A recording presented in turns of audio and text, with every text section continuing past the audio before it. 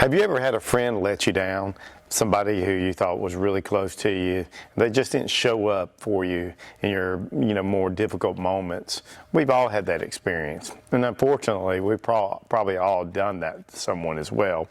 The Apostle Paul, as we've been taking a look at in our Friend Me series, helps us to think about our relationships in light of the gospel and how it impacts everything that we do. I remember my first year of seminary. At the end of the very first year, I'd changed my major, so I had to spend some extra 2 weeks taking a summer school course. Never fun. But here's what I discovered during that time. Everybody pretty much had gone home for the summer. I was still stuck in my dorm, and I remember that 2 weeks was really difficult. One of the reasons it was difficult because I was pursuing my wife now, Trish, and she had rejected me toward the end of the school year as we had been dating, and decided that she just wanted to be friends and not something more. And so I was carrying a broken heart. I was lonely.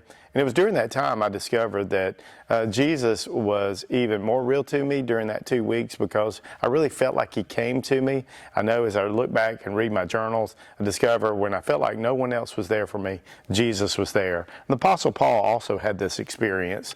And so I want to read to you from 2 Timothy chapter 4, verse 16 through 18. And this is what he writes. He says, "At my first offense," remember he's in prison, "no one came to stand by me, but all deserted me. May it not be charged against them. But the Lord stood by me and strengthened me, so that through me the message might be fully proclaimed and all the Gentiles might hear it. So I was rescued from the lion's mouth. The Lord will rescue me from every evil deed and bring me safely into his heavenly kingdom. To him be the glory forever and ever. Amen." And so there are a few things that I want to highlight for us today as we think about the relationships that we have here on earth. When we have friends who maybe desert us or maybe betray us in some way, and we find ourselves in a lonely, desperate situation, it's easy to fall into the temptation that no one really cares. Have you ever been in that moment where you think, no one really cares about me? And it's in that moment that temptation will take you into more despair, more isolation. And so when we find ourselves in that situation, what we need to discover is that our human friends can't always be for us what we'd like for them to be. And in the same way, we're not always going to be for our human friends what we should be. But here's what we can discover through Paul's writings, that Jesus is a friend who sticks with us through all the things that we go through. Jesus is a divine friend who will never let us down. He'll never forsake us. And so when Paul writes these words, he says, "At my first offense," there's a couple ideas that this could be. My first offense would be during his first Roman imprisonment, or I think it's more likely during this imprisonment. They had a thing in Rome called the Primo Actio, which was probably meant that when you would go on trial in your defense, you would have people come to testify on your behalf, and they would speak about your goodness, and they would go to bat for you, so to speak. So Paul, at his first offense, says, "No one came to stand by me." In other words, all of his human friends had deserted him. They didn't come to Rome to support him. And that was probably a really difficult moment for Paul, because think about all the people that Paul had served and all the people he invested into. So he had this moment where he just needed some people to step up to the plate, and nobody did. You ever had that moment in your life where you were counting on someone to come to your defense, to be by your side? And he says, no one came. He says, but all deserted me. And sometimes we can have that experience too. And when we do, it hurts. Look, Jesus had that experience. His 12 disciples that he spent 3 years with, walking around, investing into. When the push came to shove, guess what? They were nowhere to be found. They deserted him. Peter denied him, and Judas betrayed him. And so when things get tough sometimes, people will abandon us. It's almost like it gets too hot in the kitchen, and so everybody gets out. And so Jesus had this experience. The Apostle Paul had this experience.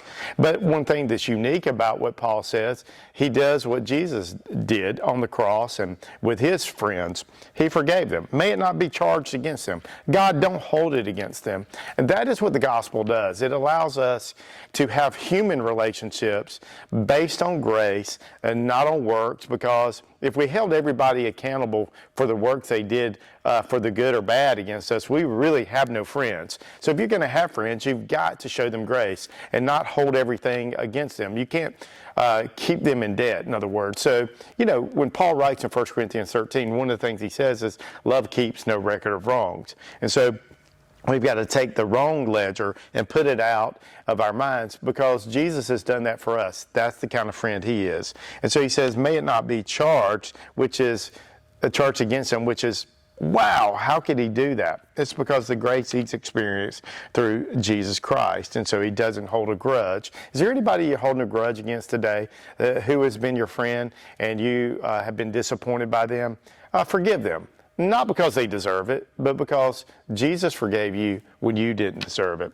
There are three things here I want to point out to you that the divine friend, Jesus Christ, does for us in our moment of desperation, and our moment when everybody else has abandoned us. What Jesus does is three things for Paul, and he does the same three things for us. So let's take a look at number one.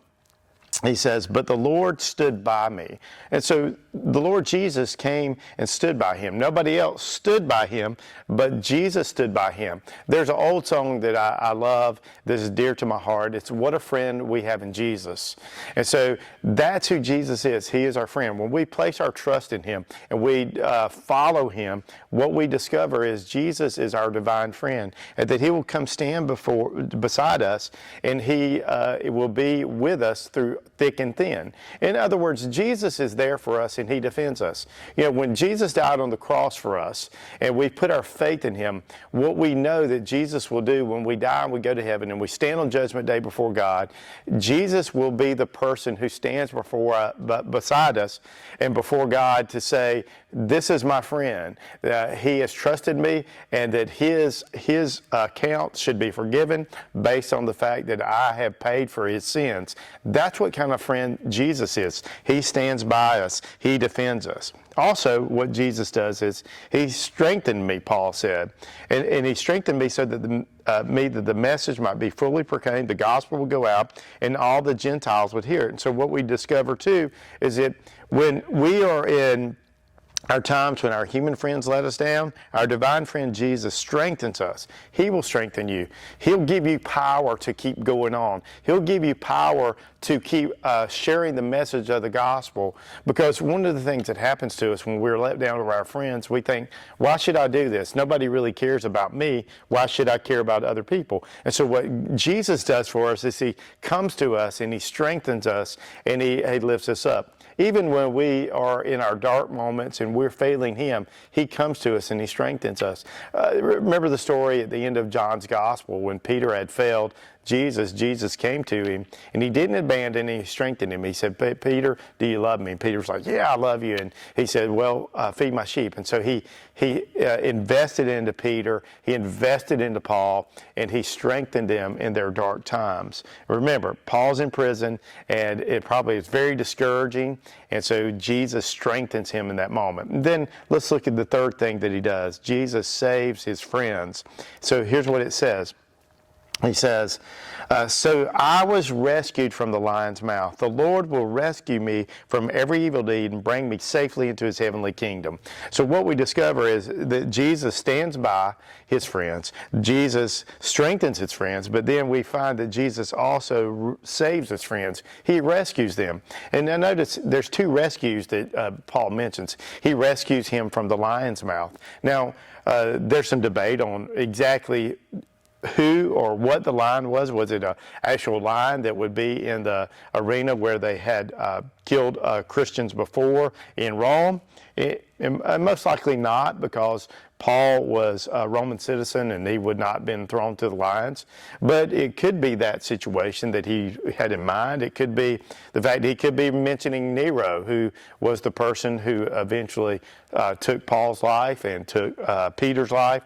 And so maybe Nero is the lion, or maybe it's just Satan himself, because Peter writes that Satan is like a roaring lion, seeking whom he may devour. And so what Paul says is that Jesus rescued him from the lion's mouth. It gets us to think back to the book of Daniel. And if you remember the book of Daniel, Daniel was actually thrown into the lion's den by King Darius because he had broken the law on prayer. And so, because he prayed publicly, they threw him in the lion's den, but the Lord rescued him from the lion's mouth. In the same way, Paul is saying, I've been rescued from the lion's mouth. So often what Jesus does is he saves us from the situations that we find ourselves in. Maybe it's persecution, maybe some health issue, but what he does is he comes and he saves us here today. He, like Shadrach, Meshach, and Abednego were in the fiery furnace. Jesus came to be with them and saved them from the fire. And then he also says, so Paul is saying in the past tense, he saved me, but also he will rescue me from every evil deed, and he'll bring me safely into his kingdom. And so what Paul is referring to is Jesus will save me either right here on earth in my everyday situations, or eventually he'll save me even through death as he is going to bring me into resurrection. He'll rescue me from the grip of death.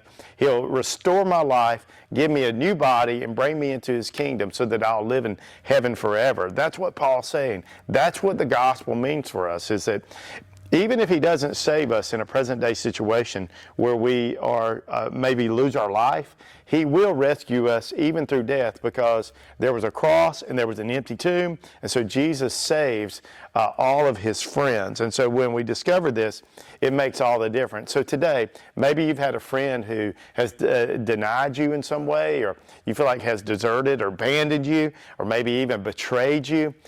Guess what? Jesus is a divine friend that never will do that. Jesus is the friend who sticks with us through thick and thin, and Jesus' friendship is a friendship that will never end. So today, as you go about your business, tomorrow as you go about your business, when you have those times when your human friends let you down, go back to this thought. Jesus is my friend who sticks with me through thick and thin. Jesus' friendship will never end.